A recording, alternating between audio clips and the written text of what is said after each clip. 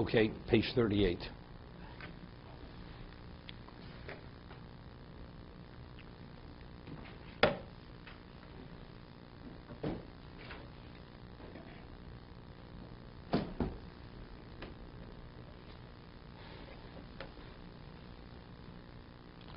It's interesting. The Gemara tells us that if a goy writes a get, it's posel. A non-Jew writes a get, it's posel. Even if you have to go to Loban al Gabov, even if you have somebody instructing him every letter what he has to think, it's not valid. Why? Because a goy adait nafshkovit. He has a mind of his own. And yet, we'll see over here, there's an argument that we say that when you spin the threads for the tzitzis, they have to be spun for the sake of the mitzvah. So the question is, what does a goy have in mind? So if you say, well, maybe if you're on top of him and you instruct him, it would be sufficient. But we say, even when you instruct him, he has a mind of his own. So what's the value of the instruction? It has no value. And yet, Mechaber cites Machlokes the Rambam and the Rosh, whether it's posel or kosher. So according to the Rambam, it's posel, we understand. It's no different than get. The nafshi of it, he has a mind of his own. He doesn't care what the Jew tells him. He doesn't follow instruction. But a Jew has a mind of his own also. No, but a Jew does the right thing. No, but are we saying that a non-Jew are we saying that a non-Jew has no shaykhus to it? I'm not saying because not saying because he can't divorce a woman. The Gemara doesn't say because it's not in the parsha of divorce, or he doesn't have the mitzvah of tzitzis. So a woman doesn't have mitzvah tzitzis either. He has a mind of his own. Everybody has a mind of their own. No. Mind of his, we're talking about that he doesn't follow instruction. A woman, you tell her to do lishma, she'll follow instruction. A goy, when you tell him to do something, he doesn't follow instruction. Even if the person stands and instructs him continuously, have this in mind. He doesn't follow instruction. So then it's a problem. Of course, he didn't have in mind to do it for the sake of the mitzvah. Right? So here, the Mechaber.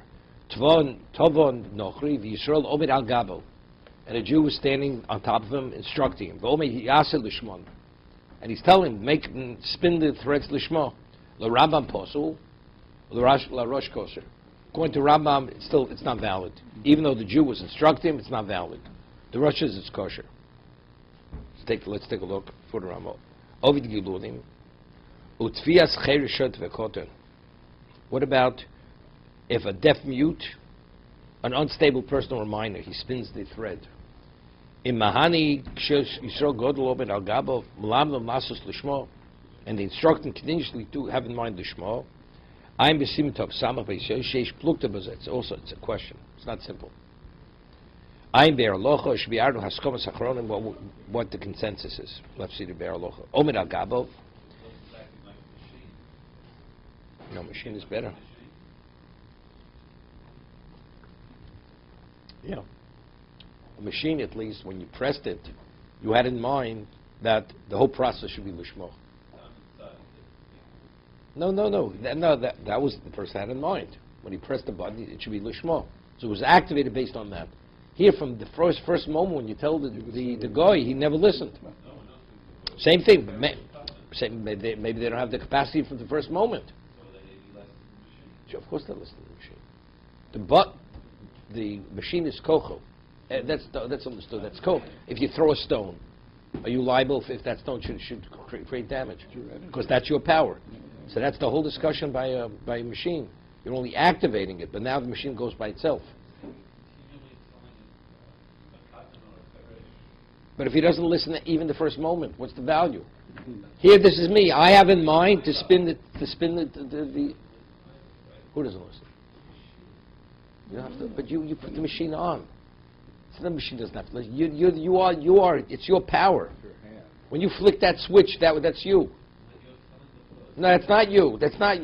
He has to listen. Who's doing the actual act of spinning? Did you start the process of spinning? The child is doing the spinning. Here, I'm causing it. I put the power on.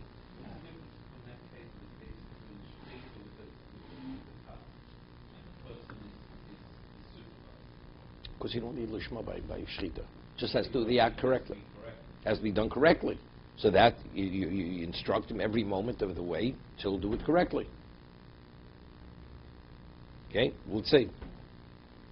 Omer al Gabo, I'm be'er loch shekasav davki ma'tfio enom nimshechus kokach. The only time it has value, that's only if it's not a lengthy process. But if it's a lengthy process, even the Rosh would concur with the Rambam, it's not going to help. Let's say he has to spin a small amount of thread, or he has type of loom, it goes very quickly. Okay? But if it's a lengthy process, his mind goes elsewhere. He's not interested in hearing about what the Jew has to say. Why isn't it just from the beginning?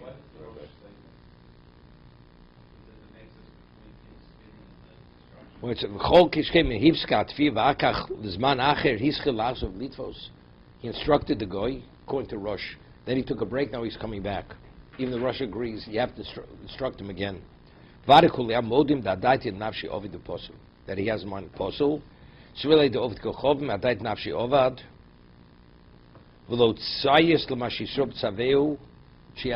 doesn't pay attention to what the Jew tells him to do with Lishma.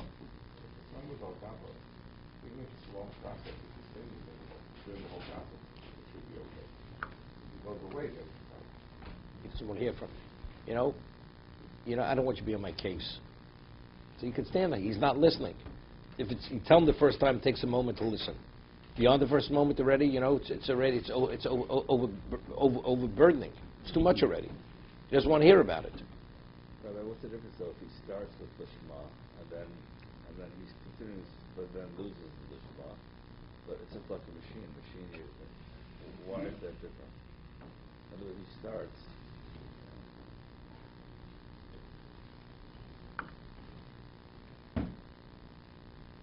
The machine is not so simple. But let's say the machine is Lishma, right? When you shoot an arrow, so the arrow, as long as it flies because of that original power you put into the arrow. When you press that button had the potential to bring energy into the machine to go as long as it's meant to go. Okay. So therefore, we attribute that whole action to you. The goy, it's him spinning it. It's his process. So every moment he has to have that in mind. He doesn't have it in mind, it's not going to help you. Every moment he has to have that in mind. If he doesn't have that in mind, then it's not valid. One second. La rosh kosher b'shasat chak. Now we rule, of course, with machmir. But if shas chak, let's say you can't get any other strings that were made by a goy, where the goy was instructed to make the strings correctly.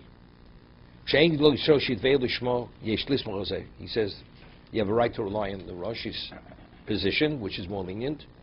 But unless you have no choice, you should not rely on the Rosh. Because the majority of the Rishonim, they concur with the Rambam that it's possible. Who's your Aleph?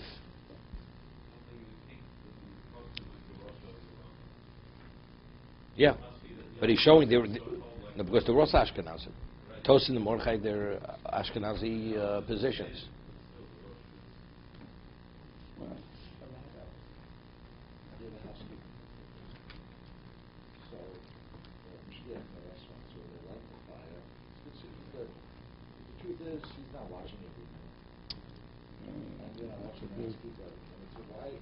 No, wait a second. Mixing up the concepts. There's aloha bishul akum. Food that's cooked by a non-Jew, a Jew is not permitted to eat. Why? Because, they said the best way to a man's heart is through his stomach. Because it creates a relationship, and that relationship would lead to assimilation. It's not a question, is the product kosher? It's not a question of the kosher. The only ingredients available are kosher ingredients. But because of the effect, the added value, there'll be a certain goodwill between the Jew and the non-Jew. That goodwill is a problem. Chazal don't want that goodwill. But let's say a Jew made the fire. So you can't cook without fire. So why was the non-Jew able to cook? Because the Jew created the fire. So therefore, the goodwill is not attributed to the Goy. It's not attributed to the non-Jew. It's attributed to the Jew because he provided the fire, the means to be able to cook. That's a whole different concept. The Mechaber rules, and it's the Rishonim, based on the Rambam, Sephardi, it's not enough to make the fire. The Jew has to be involved in the cooking process. He has to stir it. If you don't stir it or turn it over, it's a problem. Just making the fire initially and not being involved in the actual cooking process, we attribute the cooking to the goy, not to the Jew. Even though it's not possible to cook without fire, it doesn't make a difference. The Jew has to be involved in the actual process of cooking itself, that the cooking should identify with the Jew. That's why Sephardim, they eat in restaurants in New York. Very often they go in the back, they want to stir the pot. Even though it doesn't always help, because it's post facto. The food is fully cooked, so what is stirring the pot going to help you? Right? If it's initially, they're making it fresh, and it's not yet edible, okay, stirring the pot, remember, has value. But after it's not, and not only that, you can have, what about the kalim? Bishul lakum, the kalim are not kosher. Let's say a non-Jew cooks in the pot. All ingredients is kosher. What's the pot absorbed with? Something that you're not permitted to eat. So now, the Sephardi goes into the restaurant and says, you know something? I'll stir the pot. I'll mix the rice while it's cooking on the fire. But what is it absorbing? It's absorbing from a pot that, according to the standard of Rambam, the Mechaber, is v'shalakum. Correct? So what's being drawn into the food? Something that is not permitted to eat. So it's not so simple for a Sephardi to eat out in a restaurant. Unless it's always done correctly, it's a problem. Okay? The same thing with wine, right? Same concept. Right. But it makes it totally crazy. Not kosher. Not kosher. Not kosher. Same with cooking. Wine is worse. Wine, unless it's a hefsed meruba, unless it's considered a significant loss, you're not permitted to benefit from it. Bishul lakum, you're not permitted to eat, but you're permitted to benefit from it. Yayin, because it has to do with yayin nesach, it has to do with libations, idolatry, so therefore it takes on a much more serious level. It's yisrano. Stam yinu. It's also about no. Unless it's a hefsed meruba, you're not permitted, you have to pour it out.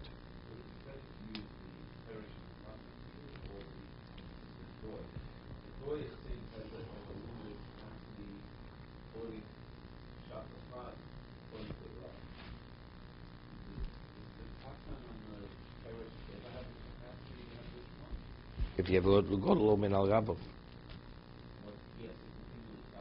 Yeah. Well, we'll see. He says it's not simple. 1 second. I'm not sure.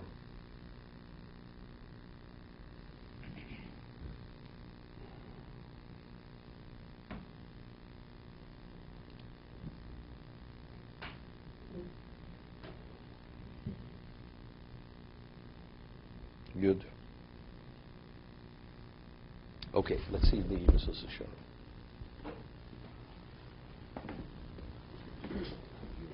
Baruch Hashem.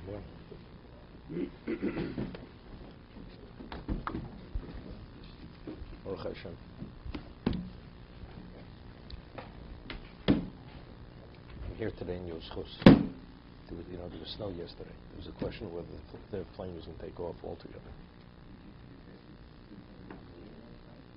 Yeah, but I did. It was pushing it with a cancel 3-hour delay. 3.5 hour delay. Late. Getting late.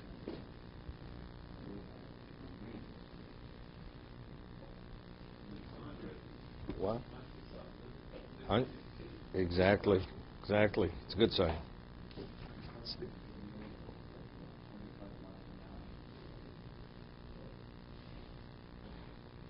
Okay.